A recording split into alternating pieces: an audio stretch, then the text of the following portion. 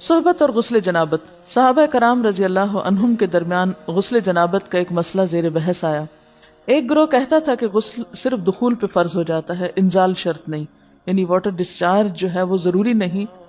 دوسرا گروہ بیان کرتا تھا کہ وجوب غسل کے لیے دخول کے ساتھ انزال بھی شرط ہے۔ یہ طویل مباحثہ کسی فیصلہ کن صورت پر منتج نہ ہوا۔ آخر قرار پایا کہ ام المومنین حضرت عائشہ رضی اللہ عنہا سے دریافت کیا جائے۔ حضرت عائشہ نے کہا کہ رسول اللہ صلی اللہ علیہ وسلم نے فرمایا، اذا جلس بین شعبها الاربع ومس الختان الختان فقد وجب الغسل۔ جب مرد عورت کی 4 شاخوں کے درمیان بیٹھ جائے اور اس کا محل ختنہ عورت کے محل ختنہ کے ساتھ مس کرے تو غسل واجب ہو جاتا ہے۔ تو مسئلہ یہ ثابت ہوا کہ صرف دخول پر ہی مرد اور عورت جنبی ہو جاتے ہیں اور ان پہ غسل واجب ہو جاتا ہے، انزال یعنی منی کا نکلنا شرط نہیں۔ جنابت کے احکام۔ وجوب غسل کی حالت کو حالت جنابت کہتے ہیں۔ وجوب غسل یعنی جب غسل واجب ہو جاتا ہے تو اس حالت کو جنابت کہتے ہیں۔ جنابت کا لفظ جم سے، جم پہلو کو کہتے ہیں، نہیں بچنا۔ مندرجہ ذیل 4 حالتوں میں مسلمان مرد اور عورت پر غسل کرنا فرض ہو جاتا ہے۔ نمبر 1، جوش کے ساتھ منی خارج ہونے کے بعد، اس میں احتلام بھی داخل ہے، یعنی کوئی ایسا خواب آئے یا ویسے۔ نمبر 2، صحبت کے بعد یعنی سیکشول انٹرکورس کے بعد۔ نمبر 3، حیض کے بعد۔ نمبر 4، نفاس کے بعد یعنی بچے کی پیدائش کے بعد۔ اس میں یاد رکھیے کہ بہت سے لوگ پوچھتے ہیں کہ اگر خواتین انٹرنل چیک اپ کرواتی ہیں تو کیا اس سے غسل واجب ہوتا ہے؟ تو کوئی غسل واجب نہیں ہوتا جب تک کہ ان 4 چیزوں میں سے کوئی چیز نہ ہو۔ اس میں یاد رکھیے کہ بہت سے لوگ پوچھتے ہیں کہ اگر خواتین انٹرنل چیک اپ کرواتی ہیں تو کیا اس سے غسل واجب ہوتا ہے؟ تو کوئی غسل واجب نہیں ہوتا جب تک کہ ان 4 چیزوں میں سے کوئی چیز نہ ہو۔ صرف منی خارج ہونے سے بات نہیں، بلکہ جوش کے ساتھ منی خارج ہونے کے بعد غسل واجب ہوتا ہے۔ رسول اللہ صلی اللہ علیہ وسلم نے فرمایا، جب تم عورت کی 4 شاخوں کے درمیان بیٹھ کر صحبت کرو تو تم پر غسل واجب ہو گیا، اگرچہ منی نہ نکلے۔ آپ نے غور کیا ہوگا کہ طہارت کے مسائل بہت تفصیل کے ساتھ اور اپنے اندر بہت ڈیٹیلز رکھتے ہیں، اور بہت سے موضوعات ایسے ہیں کہ جو انسان کی ظاہری زندگی نہیں بلکہ اس کی نجی اور ذاتی زندگی سے متعلق بھی ہیں، لیکن اس طرح پبلکلی ان کو پڑھانا اور ان کو سکھانا یہ بھی ایک ضرورت ہے، کیونکہ آپ صلی اللہ علیہ وسلم نے انصار کی خواتین کی تعریف کی کہ انصار کی خواتین کتنی اچھی ہیں جنہیں حیا دین کا علم حاصل کرنے سے نہیں روکتا۔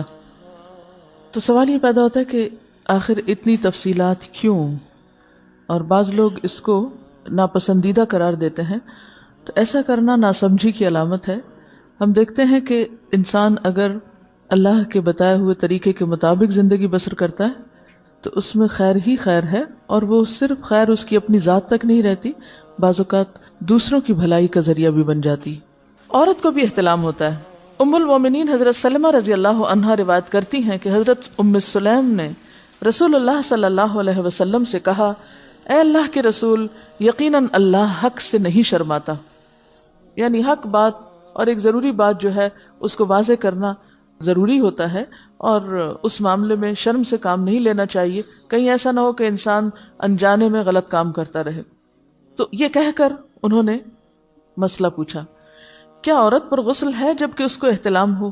آپ نے فرمایا ہاں، لیکن جب پانی کا نشان دیکھے یعنی منی دیکھے۔ اس پر حضرت ام سلمہ نے شرم سے منہ چھپا لیا اور عرض کیا، اے اللہ کے رسول، کیا عورت کو بھی احتلام ہوتا ہے؟ آپ نے فرمایا ہاں ہوتا ہے، تیرا داہنا ہاتھ خاک آلود ہو، یعنی یہ ایک پیار کی ڈانٹ تھی۔ اور اس میں ہو سکتا ہے کہ مزاج کا فرق ہو، بعض خواتین کے ساتھ ایسا نہ ہو اور بعض کے ساتھ ایسا ہو، لیکن اس میں جو اصل چیز ہے وہ ایکسیسو واٹر ڈسچارج ہے۔ اس میں کہیں ایسا نہ ہو کہ لیکوریا وغیرہ کے ساتھ اس کو ریلیٹ کر دیا جائے، دونوں چیزوں میں فرق ہے۔ اور احتلام جو ہے وہ سوتے وقت ہوتا ہے، یعنی سو کر اٹھنے پر اگر انسان اپنے کپڑوں پر زیادہ ڈسچارج دیکھے، خواہ کوئی خواب یا کوئی فیلنگ یاد نہ بھی ہو، تو پھر غسل کرنا ضروری۔ معلوم ہوا کہ عورت یا مرد نیند سے اٹھ کر اگر تری یعنی نشان منی دیکھیں تو یہ احتلام کی علامت ہے، لہٰذا ان پر غسل کرنا فرض ہو جاتا ہے۔ اور اگر احتلام کی کیفیت انہیں یاد ہو لیکن نشان نہ پائیں، یعنی خواب یاد ہے لیکن کوئی سامنے علامت نہیں، تو غسل فرض نہیں ہوگا۔ ایسی صورت میں شک کی ضرورت نہیں ہے کہ نہیں وہ میں نے خواب دیکھا اور مجھے خواب بالکل صحیح یاد ہے تو مجھے نہانا چاہیے، نہیں، محض خواب پر نہیں نہایا جائے گا جب تک کہ فزیکلی کوئی ایسی چیز سامنے دیکھی نہ جائے۔ حضرت ام سلمہ روایت کرتی ہیں کہ میں نے کہا اے اللہ کے رسول صلی اللہ علیہ وسلم، میں اپنے سر کے بال خوب مضبوط گوندتی ہوں، کیا میں انہیں غسل جنابت کے وقت کھولا کروں؟ آپ نے فرمایا ان کا کھولنا ضروری نہیں، تیرے لیے یہی کافی ہے کہ 3 لپ پانی اپنے سر پر ڈالے، پھر اپنے سارے بدن پر پانی بہائے، پس تو پاک ہو جائے گی۔ یعنی بالوں کی جڑیں بھیگنا، سکن بھیگنا ضروری ہے، سارے بال کھولنا ضروری نہیں ہے۔ جنبی کے بالوں کا مسئلہ، حضرت عائشہ کو خبر ملی کہ حضرت عبداللہ ابن عمرو عورتوں کو غسل جنابت کے لیے بال کھولنے کا حکم دیتے ہیں۔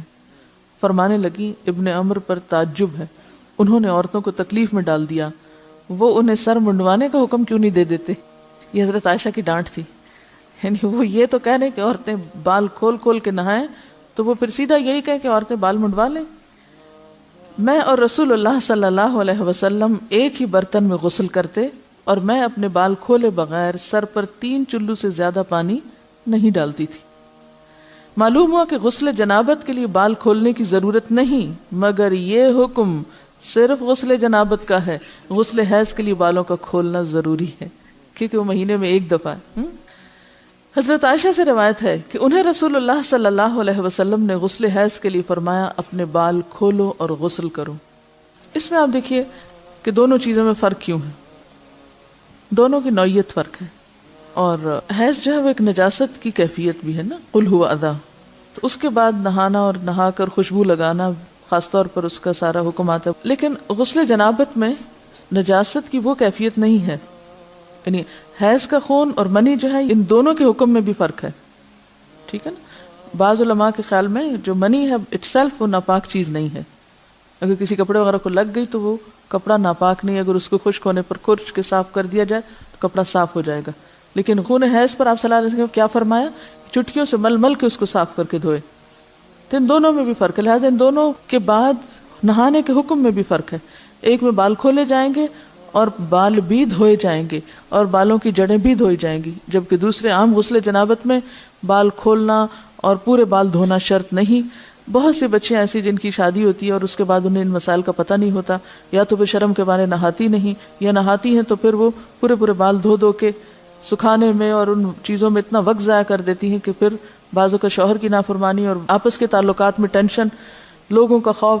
تو اگر دین کا صحیح مسئلہ پتہ ہو تو انسان ان تمام مشقتوں سے بچ جاتا ہے اور ایک نارمل روٹین کی لائف گزار سکتا ہے۔ اس میں کیا صرف 3 کپ پانی، 3 لپ پانی، یعنی 3 دفعہ کیوں کہ اگر ایک دفعہ ڈالنے سے پوری طرح نہیں بھیگا تو آپ یہ بھی کر سکتے ٹیپ کے آگے سر کر کے تو ساری اسکن جو ہے سر کی اس کو آپ گیلا کر لیں، پیچھے سے بال جو ہیں اگر لمبے ہیں تو ان کو ایک طرف کر دیں تاکہ پورے بال نہ دھونے پڑے، نہ سکھانے پڑے اور نہ خشک کرنے پڑے، اور باقی جسم پہ پانی بہا لیں۔ دوسری صورت یہ ہے کہ مگ میں پانی لے کے تو اس کو آپ تھوڑا تھوڑا کر کے پورے کو ایک دفعہ کریں، پھر اس کے بعد دوبارہ کریں اور تیسری دفعہ رول کر کے بالوں کو پیچھے سے شاور کیپ ڈال لیں اور باقی جسم پھر دھو لیں۔